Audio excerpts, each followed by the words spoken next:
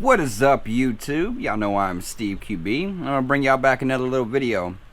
And I recently did one on how to change your nozzle out inside your blowback housing of your pistol. TM, AW, pretty much all the same basics. But now, as I said in that video before, and that you can check it out right here, that we wanted to talk a little bit about on the valve and the blocker that can go into. Now, you can get advanced ones, or you can just switch them out if they break.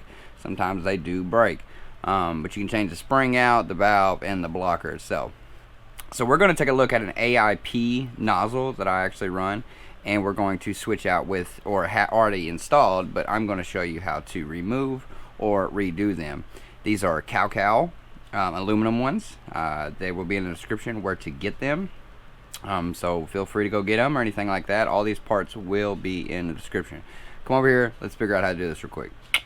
Okay, so to get down to this point, you can obviously check out the video that I just addressed a second ago to go back to see how to get down to this point, removing the spring, the outer barrel, and the hop-up unit, what tools to use, so on and so forth. But this one, we are going to add actually an additional tool because this is an AIP nozzle. This is one of the gray ones. I highly recommend these, or Garner are really great, and the original TM nozzles are really good as well.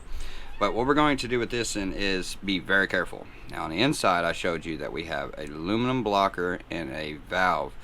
So these are super simple to do, but it's very small parts. So when you do these sorts of things, make sure that you keep a tray or something to keep up with your parts.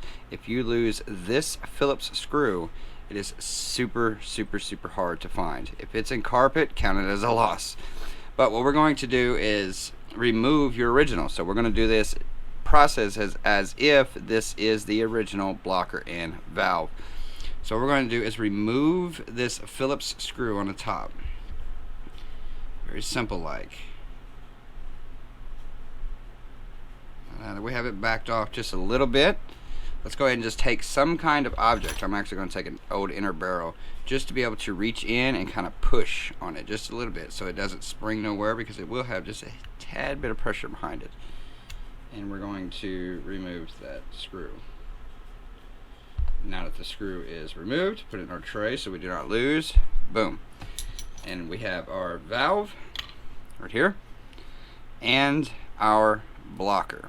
And like I said, these are cow advanced ones, so these are aluminum, and they are super simple. Now these usually come with two different springs, one silver, one black, and your blocker. Now this blocker, when you get it, will have a hole right here in the top, if y'all can see it. Now that's where that Phillips screw that we just removed, that's where it's going to go back into.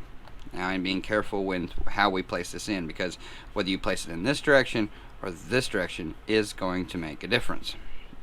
So what we're going to do is basically super simple. We're going to add our spring. We're going to take our valve. Oops, sorry if I can hold the valve. We're going to take it. We're going to place our spring right here on the end of this.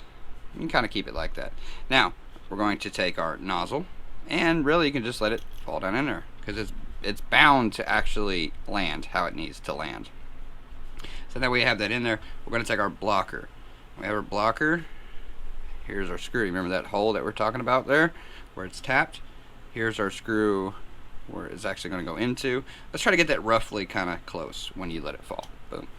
So we got that kind of close. Let's go ahead and make sure it's just sitting in there properly, about where it needs to be.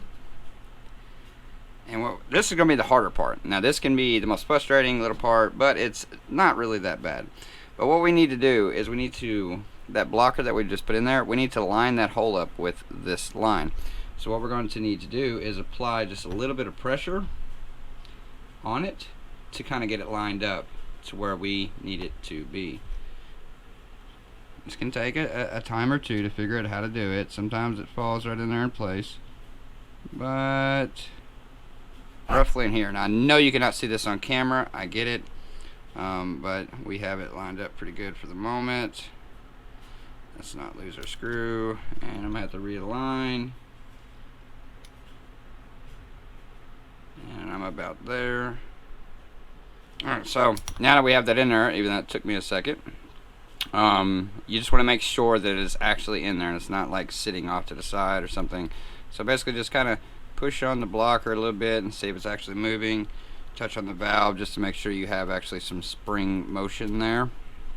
And that is pretty much in there. Now you can take a little bit of Loctite and tie it into this. Nozzles are the most prone thing to break when it comes to TMs. They're very prone to breaking.